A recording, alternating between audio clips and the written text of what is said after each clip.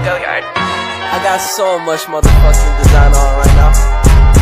Break it down, bring it back, make it clap. I got 3 old thoughts, new block, where that damn bitches on my line, and you know they come straight. Hold up, what it not, 45, stupid cash like whoa. How you fucking with these hoes up? Pembedahan adalah seni dan pengetahuan untuk mengatasi suatu penyakit, injuri, dan deformitas melalui tindakan operasi.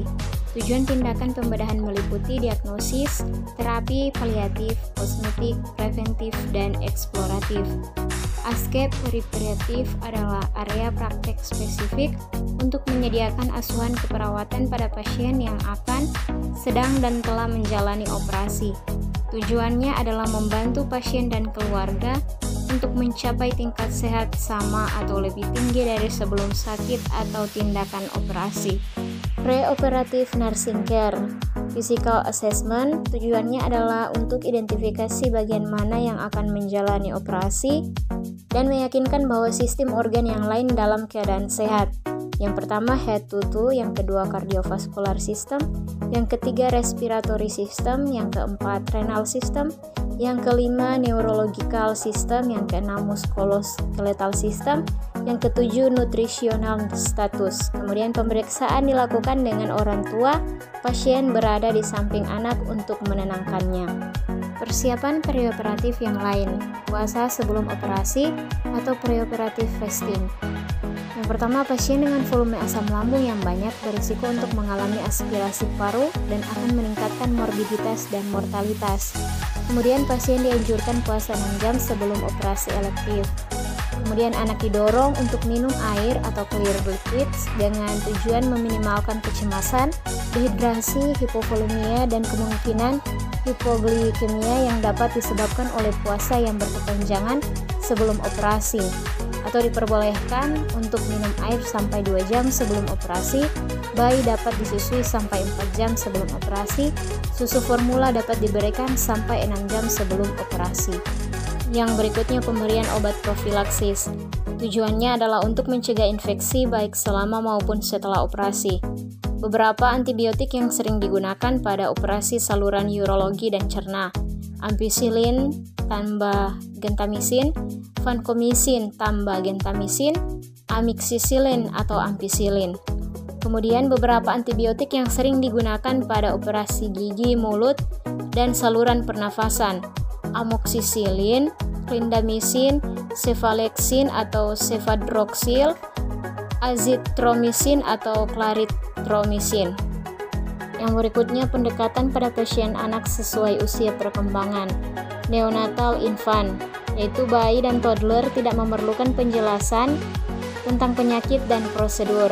Kemudian penuhi kebutuhan dasarnya, kasih sayang, ASI, kehangatan, suara yang tenang. Kemudian minimalkan atau menurunkan stres atau kecemasan pada ibu atau pengasuh. Memvalidasi kecemasan, memberikan dukungan emosional, express feeling, supportive listening, kolaborasi dengan psikolog atau psikiater. Kemudian jika kondisi memungkinkan, gunakan humor. Yang berikutnya berikan usapan lembut, gentle rocking, bath, selimut hangat pada neonatus dan bayi. Kemudian berikan mainan yang bergerak, berwarna, dan mengeluarkan suara untuk mendistraksi. Kemudian dukung orang tua untuk selalu bersama anak atau meminimalkan stres akibat perpisahan. Kemudian meminta pengasuh untuk membawakan benda-benda kesukaan, selimut, bantal, dot atau empeng, gelas anak, boneka, dan lain-lain. Kemudian meminimalkan stres anak akibat perubahan lingkungan. Kemudian mendukung ibu untuk melakukan kegiatan dengan anak seperti rutinitas di rumah, meminimalkan stres anak akibat perubahan. Kemudian dukung orang tua untuk selalu bersama anak, atau meminimalkan stres akibat perpisahan. Kemudian orang tua harus menemani anak saat induksi anestesi sampai anak tertidur dan harus di samping anak saat terbangun dari anestesi di ruang PACU. Yang berikutnya, gunakan kata-kata yang sederhana dan izinkan anak untuk memegang atau menggunakan alat-alat selama pengkajian untuk membangun trust dan cooperation. Kemudian saya akan mendengarkan musik jantung adek. Bagaimana kalau saya mendengarkan bunyi jantung mama dulu? Baru setelah itu mendengarkan bunyi jantung adek. atau anak akan menggunakan ibu mereka sebagai barometer. Jika ibunya mau diperiksa dan nggak apa-apa, tidak takut, maka dia pun tidak takut. Kemudian berikan pilihan pada anak, tangan kiri atau kanan, gelas warna apa. Kemudian prasekolah, sudah memiliki kemampuan bicara yang baik, penting untuk menggunakan kata-kata yang difahami anak, jangan yang abstrak. Kemudian misal penggunaan kata bius, anestesi, atau dibuat pingsan, gunakanlah kata kita akan membuat adik tertidur. Kemudian jelaskan pada anak kenapa sakit dan harus masuk rumah sakit, bukan karena nakal atau membuat kesalahan atau sebagai hukuman bagi dia. Kemudian berbicaralah dengan pandangan sejajar dengan anak dan libatkan orang tua saat berbicara dengan anak. Yang berikutnya, penting menggunakan boneka anatomi dan mainan peralatan-peralatan medis, child-friendly descriptors to help extra explanation. Kemudian ini stetoskop digunakan untuk mendengarkan suara jantung sambil mempraktekkan ke boneka. Sampaikan ke anak bahwa saat dokter melakukan operasi maka adik sedang tidur dan adik tidak perlu takut karena mama akan selalu menemani. Kemudian orang tua harus menemani anak saat induksi anestesi sampai anak tertidur dan harus di samping anak saat terbangun dari anestesi di ruang PACU. Yang berikutnya, usia sekolah 6-11 tahun. Sudah memahami konsep sakit dan memiliki toleransi lebih untuk berpisah dari pengasuh. Kemudian mereka mulai menunjukkan kemampuan dan pengetahuan, maka dukunglah untuk menunjukkannya dengan lebih banyak bertanya ke anak ketimbang orang tua. Coba adik sampaikan apa yang membuat adik dibawa ke rumah sakit. Kemudian mulai terpapar dengan informasi dari sinetron dan teman bermain. Muncul rasa takut dan tidak akan bangun lagi setelah dibius atau bagaimana jika bangun pas sedang operasi. Yang berikutnya, jelaskan pada anak bahwa tidur di rumah berbeda dengan dibius saat operasi. Gunakan gambar atau video yang bisa membantu menjelaskan. Kemudian gunakan buku anatomi yang sederhana untuk menjelaskan organ yang dimaksud dan bagian yang akan dioperasi.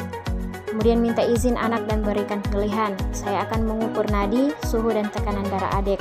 Adik mau yang mana dulu? Kemudian tanyakan pada anak terkait strategi coping yang digunakan. Bermain game, melihat kartun, mendengarkan musik, menggambar, memegang tangan orang tua mereka. Kemudian remaja. Fokus lebih pada anak, bukan pada orang tua. Dukung kehendak dan kemandirian anak. Mandi, memakai gaun. Kemudian ajak anak untuk mendiskusikan kasusnya dan mengambil keputusan. Jagalah privasi anak. Kemudian dukung hubungan dengan teman-temannya. Mengizinkan untuk berkomunikasi misal by handphone, menjenguk, dan menemani. Kemudian dukung mekanisme coping anak, mendengarkan musik, menonton film, bermain game, dan lain-lain.